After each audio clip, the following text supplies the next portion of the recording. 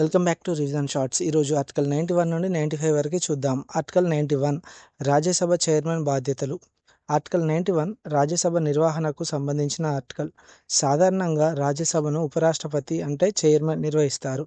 కానీ ఒకవేళ చైర్మన్ ఉండకపోతే లేదా చైర్మన్ పనిచేయలేని పరిస్థితి వస్తే ఉప చైర్మన్ సభను నిర్వహిస్తారు. అంటే ఒక అరుదైన పరిస్థితిలో చైర్మన్ లేరు, ఉప చైర్మన్ కూడా లేరు. అలాంటి సమయంలో రాజ్యసభ స్వయంగా ఒక సభ్యుని అయితే నియమించి సభను మాత్రం కంటిన్యూ చేస్తుంది.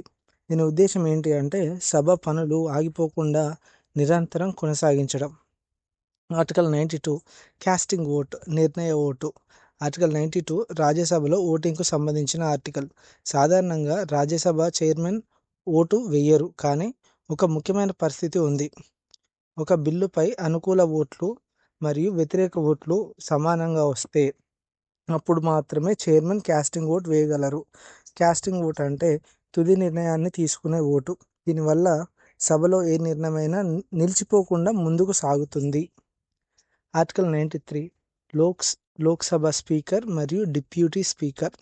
ఆర్టికల్ 93 లోక్సభకు సంబంధించిన ఆర్టికల్. లోక్సభ సభ్యులు తమలో నుంచే ఒకరిని స్పీకర్గా మరొకరిని డిప్యూటీ స్పీకర్గా ఎన్నుకుంటారు. స్పీకర్ పాత్ర సభను సజావుగా నడిపించడం, సభ్యులకు మాట్లాడే అవకాశం ఇవ్వడం, క్రమశిక్షణ పాటింపచేయడం, నియమావళి ప్రకారం సభ నడపడం. ఆర్టికల్ 94 స్పీకర్ పదవీ కాలం. ఆర్టికల్ 94 స్పీకర్ మరియు డిప్యూటీ స్పీకర్ పదవీ కాలం గురించి చెప్తుంది. స్పీకర్ లేదా డిప్యూటీ స్పీకర్ ఎప్పుడైనా రాజీనామా చేయవచ్చు, లోక్సభ మెజారిటీతో తొలగించవచ్చు. కానీ ఒక ముఖ్యమైన విషయం, కొత్త లోక్సభ ఎన్నికయ్యే వరకు పాత స్పీకర్ తన పదవిలో కొనసాగుతారు. దీని ఉద్దేశం కొత్త సభ ఏర్పడే వరకు సభకు న్యాయకత్వం అయితే ఉండాలి. ఆర్టికల్ 95 స్పీకర్ బాధ్యతలు. ఆర్టికల్ 95 అనేది లోక్సభ నిర్వహణకు సంబంధించిన ఆర్టికల్.